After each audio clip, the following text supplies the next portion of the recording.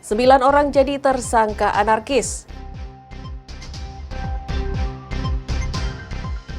Pelajar mesum di dalam mobil. Deklarasi pesilat pemersatu bangsa.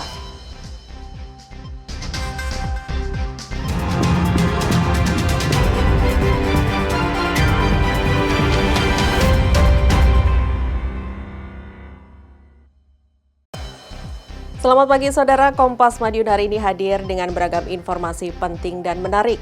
Selain 3 sorotan tadi, sejumlah informasi penting dan menarik lainnya akan kami sajikan dalam Kompas Madiun hari ini.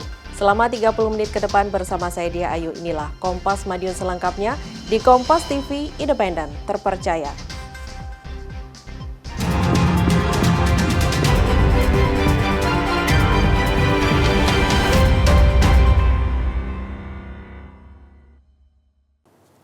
Saudara, 9 orang ditetapkan sebagai tersangka anarkis dan perusakan gedung DPRD Kota Madiun saat aksi demo 30 Agustus 2025 lalu.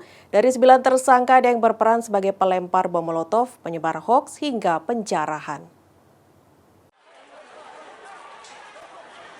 Kepolisian Resor Madiun Kota merespon adanya aksi anarkis berupa perusakan oleh sejumlah orang saat aksi demo di depan kantor DPRD Kota Madiun, Jawa Timur, 30 Agustus 2025 lalu. Hasil identifikasi, polisi menangkap 91 orang yang diduga terlibat dalam aksi anarkis tersebut. Dari jumlah itu, polisi memproses hukum 9 orang tersangka. 9 tersangka ini memiliki berbagai peran, diantaranya 2 orang menjadi pelempar bom molotov dan penyebar hoaks, sedangkan 7 lainnya melakukan perusakan dan pencurian. Polisi menyita sejumlah barang bukti dari kasus ini, diantaranya foto terduga pelaku, botol lengkap dengan sumbu kain, ponsel, material kerusakan, hingga sejumlah unit sepeda motor. Mana dari 9 orang yang kita proses lanjut, yaitu diantaranya ada 1 orang tersangka, yaitu pelemparan bom molotov, rekan-rekan, kenakan pasal 187 ayat 1 dan atau ayat 2 KUHP. Di sini ancaman pidananya di atas 15 tahun penjara. Terus yang kedua ada 1 tersangka ya dengan Undang-Undang ITE terkait dengan penyebaran berita bohong dan menimbulkan kerusuhan sesuai dengan pasal 45A ayat 3 Undang-Undang ITE 160 KUHP. Ini kita proses lanjut. Terus 3 kasus. Di antaranya ada 7 tersangka, yaitu pengerusakan ya, dan pencurian, termasuk juga dari total 7 tersangka yang melakukan pengerusakan dan pencurian pada saat kegiatan tanggal 30 Agustus tahun 2025.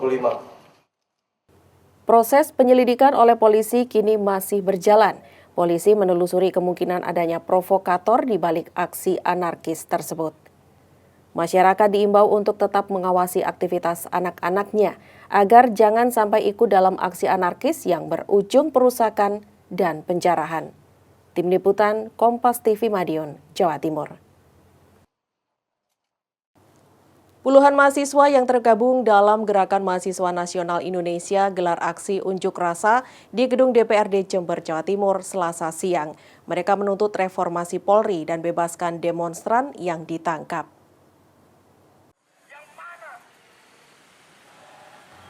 Aksi mahasiswa yang tergabung dalam Gerakan Mahasiswa Nasional Indonesia diawali dengan orasi tuntutan di bundaran gedung DPRD Jember, Jawa Timur, Selasa siang. Satu persatu perwakilan mahasiswa membentangkan poster tuntutan dan melakukan orasi di tengah keramaian arus lalu lintas.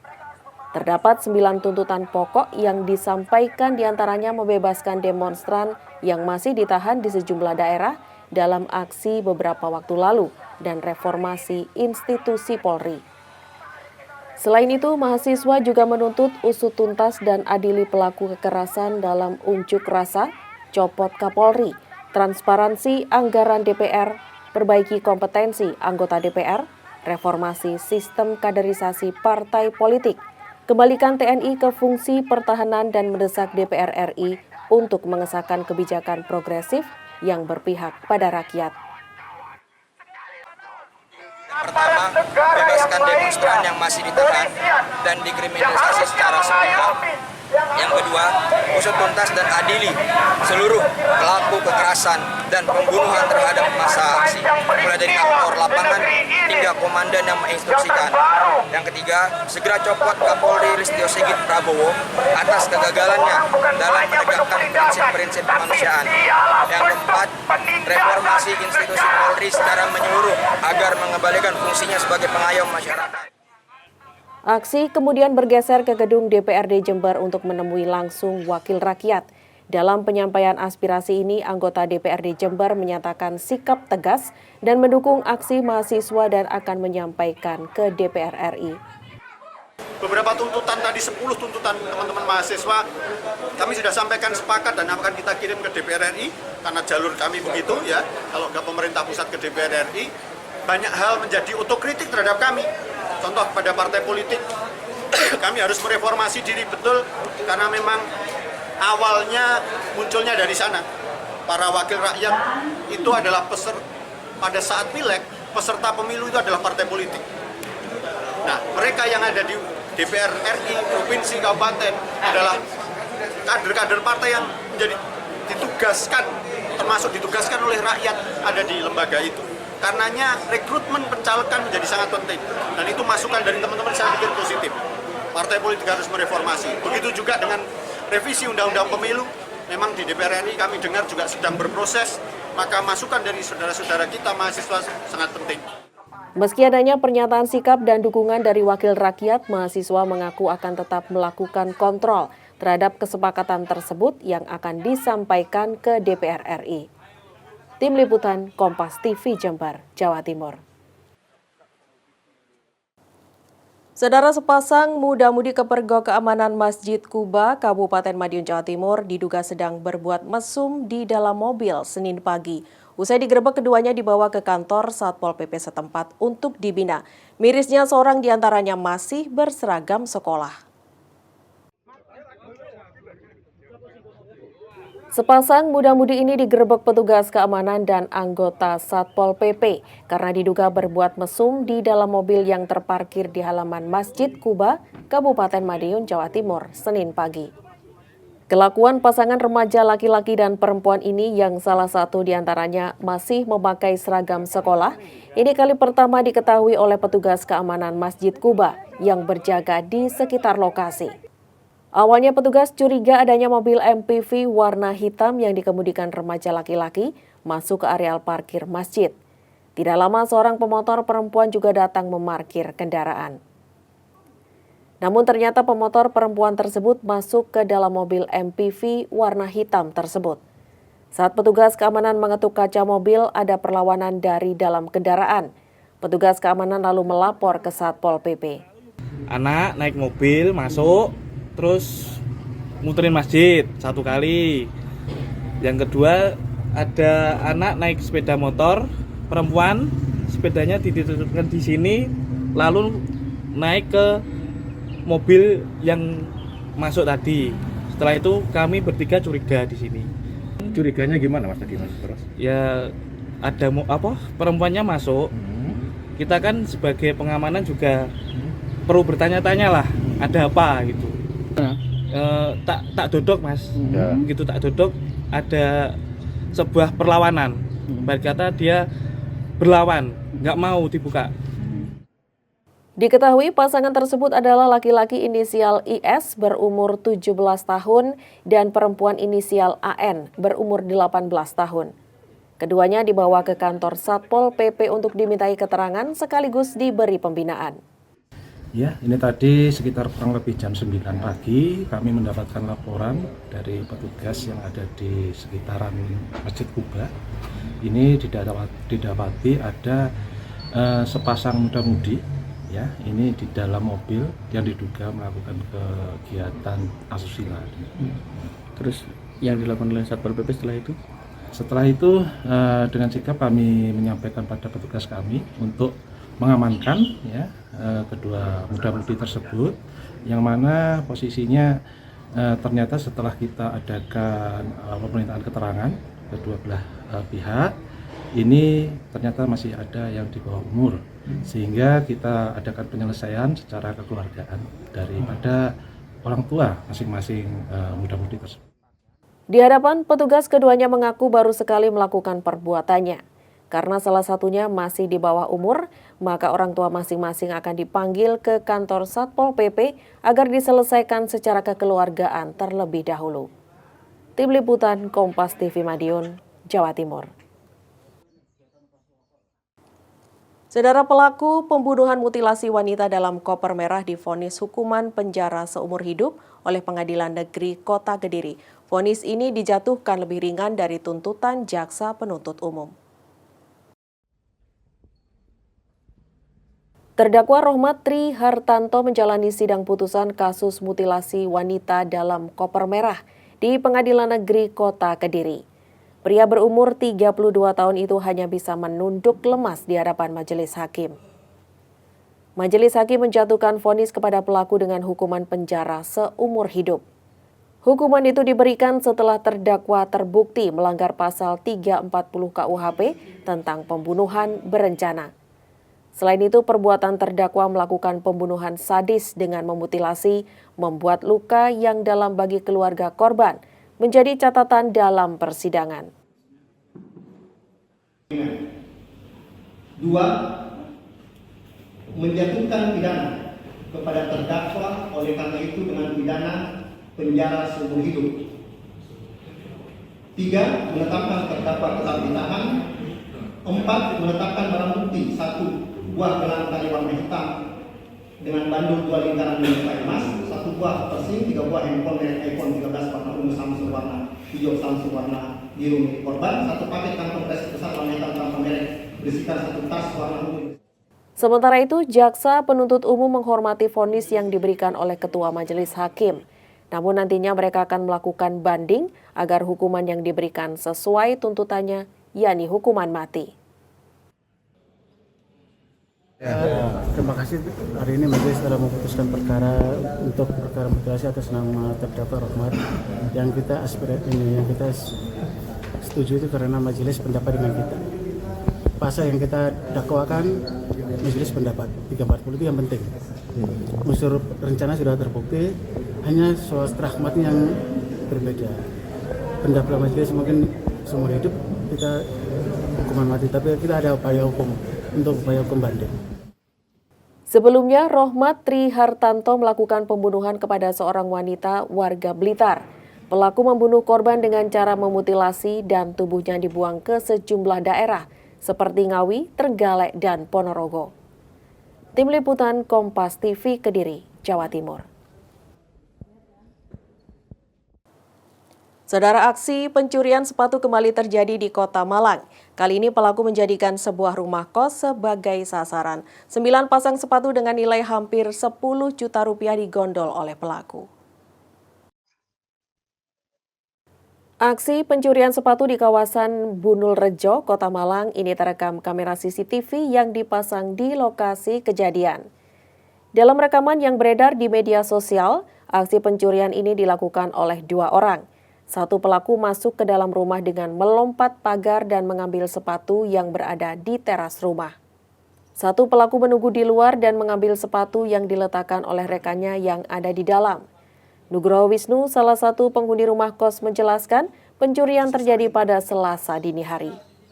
Para pemilik sepatu baru menyadari telah menjadi korban pencurian pada pagi hari saat mereka akan berolahraga. Melihat sepatu mereka tidak ada di tempat, mereka lalu mengecek rekaman CCTV dan melihat sepatu mereka hilang dicuri. Dari 9 pasang sepatu yang hilang, diperkirakan kerugian mereka mencapai 10 juta rupiah. Itu waktu ada teman saya itu anak-anak mau berangkat ke Dodikjur, mau ke lapangan, terus ngecek sepatu kok nggak ada, terus dicari pot-pot itu yang digantung udah dipindah ke sana semua, keluar. Kalau total sepatu berapa yang diambil? Kemarin itu total 9 pasang sepatu. Pelakunya itu kemarin yang naik pakai 1 sama yang nunggu di bawah itu ada 1 orang, jadi 2. Masuknya pencuri ke rumah kos ini bukan yang pertama kali. Sebelumnya pada Januari lalu, pencuri juga menjadikan sepatu yang ada di teras sebagai sasaran pencurian. Tim Liputan Kompas TV Malang, Jawa Timur. Saudara, kami akan kembali dengan informasi 14 perguruan pencaksilat di Kabupaten Madiun, Jawa Timur mendeklarasikan pesilat pemersatu bangsa untuk menjaga situasi keamanan dan ketertiban agar tetap kondusif. Sesaat lagi usai jeda berikut.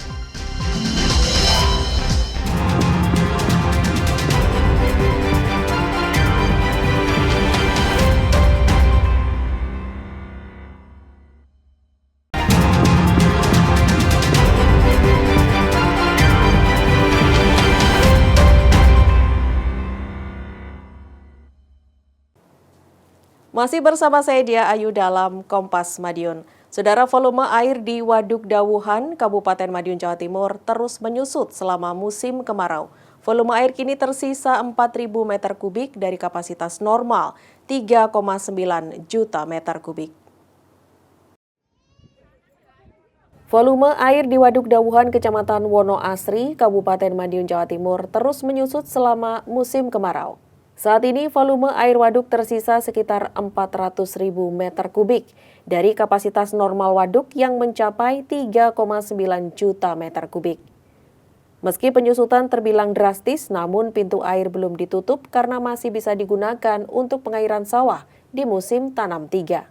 Pintu air Waduk Dawuhan akan ditutup jika volume air yang tersisa sudah mencapai 200.000 meter kubik. Tujuannya untuk perawatan tubuh bendungan. Ini elevasinya di sekitar di 7830 mdpl ya. Kemudian untuk volumenya itu di sekitar masih 400 ribuan meter kubik. Untuk saat ini belum ditutup Mas, masih mengairi untuk pengairan awal masa tanam sama pemeliharaan. Nanti masih sekitar di 200 ribuan, kalau sekitar 200 ribuan itu mulai ada penutupan.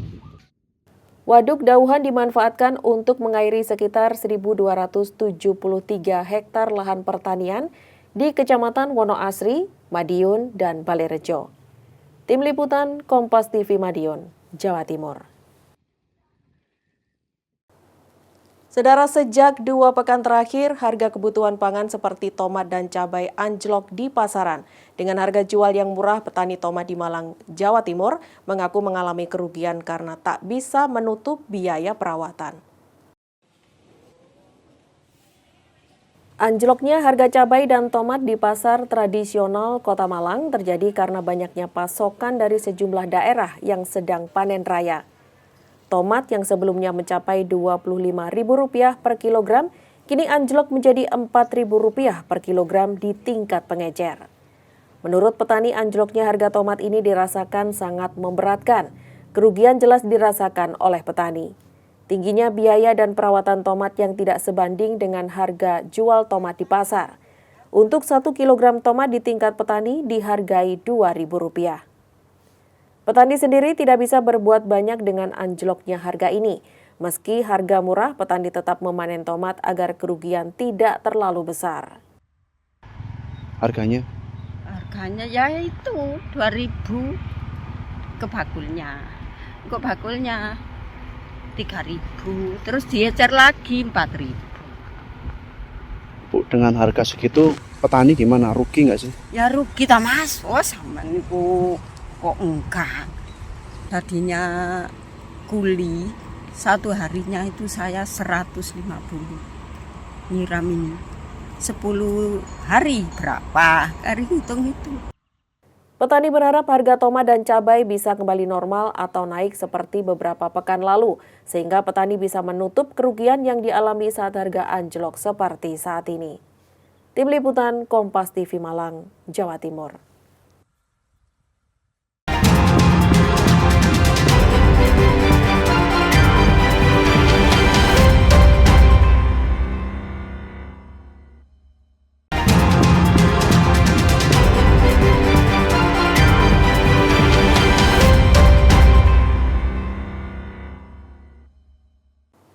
Saudara, 14 perguruan pencaksilat di Kabupaten Madiun, Jawa Timur mendeklarasikan pesilat pemersatu bangsa. Deklarasi ini untuk menjaga situasi keamanan dan ketertiban agar tetap kondusif.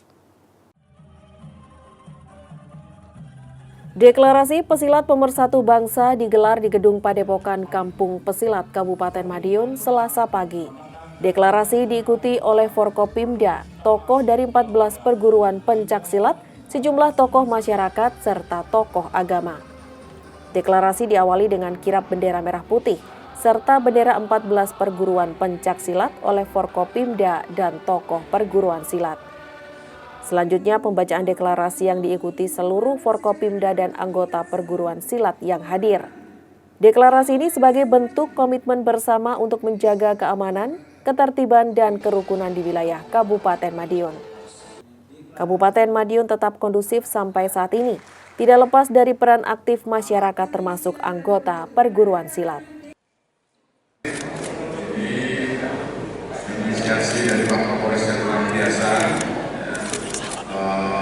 deklarasi silat bersatu bangsa. Alhamdulillah kondisi di Kabupaten Madiun luar biasa berkat seluruh komponen yang ada di Kabupaten Madiun, seluruh Forkopimda, kemudian juga tokoh masyarakat, tokoh agama, dan khususnya karena Madiun budaya pesilat, seluruh pesilat bisa menjaga kondusivitas Kabupaten Madiun.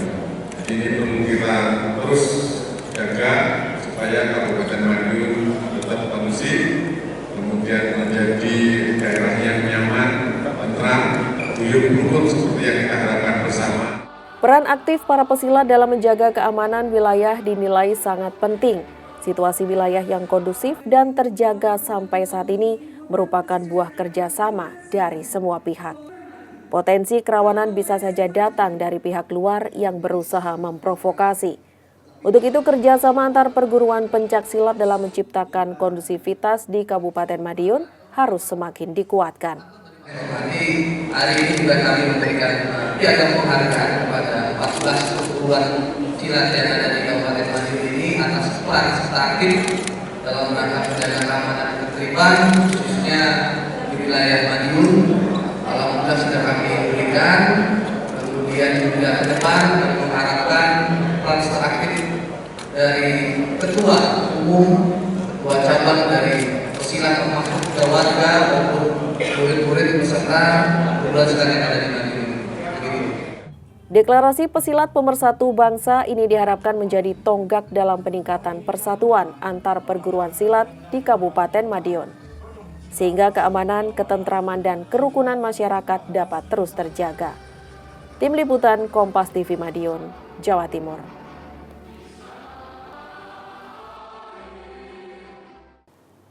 Saudara relawan gabungan di Kabupaten Madiun, Jawa Timur menggelar bersih sungai menjelang musim hujan. Aksi ini dilakukan untuk mencegah banjir serta sumbatan sampah yang berpotensi merusak konstruksi jembatan terutama di aliran Sungai Brangkal. Rabu pagi relawan gabungan bersama TNI, Polri, dan warga melakukan aksi bersih sampah di aliran Sungai Brangkal, Kecamatan Dagangan, Kabupaten Madiun, Jawa Timur. Pembersihan Sungai Brangkal ini difokuskan pada tumpukan sampah berupa bambrongan bambu yang menyangkut pada beberapa bagian di tiang jembatan pintu. Sampah bambu dapat memicu penyumbatan aliran sungai saat musim hujan dan dapat berakibat banjir. Pembersihan ini juga mencegah kerusakan pada konstruksi jembatan pintu. Kita bersama-sama kerja bakti membersihkan bambrongan bambu yang menyangkut di tiang jembatan Desa Dagangan. Jadi ini sudah kita laksanakan kolaborasi bersama dengan maksud dan tujuan agar nanti sewaktu musim penghujan alur air ini aman. Musim hujan sebelumnya, salah satu rumah warga yang berada tepat di samping jembatan pintu longsor tergerus luapan air sungai. Peristiwa itu merenggut 1 korban jiwa. Tidak ingin bencana tersebut terulang, pihak Desa Dagangan bersurat ke BPBD Kabupaten Madiun untuk gotong royong melakukan pembersihan sampah sungai menjelang musim hujan ini. Pasca kemarin ada longsor, memang ada bambu yang menyangkut. Ini kita sudah melayangkan surat dari desa melalui Pak Camat yang kita layangkan ke BPBD. Nah, dan alhamdulillah pada hari ini tadi kolaborasi antara BPBD, Linmas Desa Dagangan, TNI, Polri dari wilayah dagangan, dan dari Destana juga ada. Ini untuk dalam rangka pembersihan bambu yang nyangkut di tiang penyangga jembatan. Selain sampah bambu, sampah rumah tangga masih banyak ditemukan di aliran Sungai Brangkal. Masyarakat diminta tidak membuang sampah sembarangan di sungai untuk mencegah terjadinya bencana. Tim Liputan Kompas TV Madiun, Jawa Timur. Sampai di sini Kompas Madiun hari ini, saya Dia Ayu mewakili seluruh tim redaksi yang bertugas undur diri dan berterima kasih atas perhatian Anda. Tetap saksikan rangkaian program berita di Kompas TV, independen, terpercaya,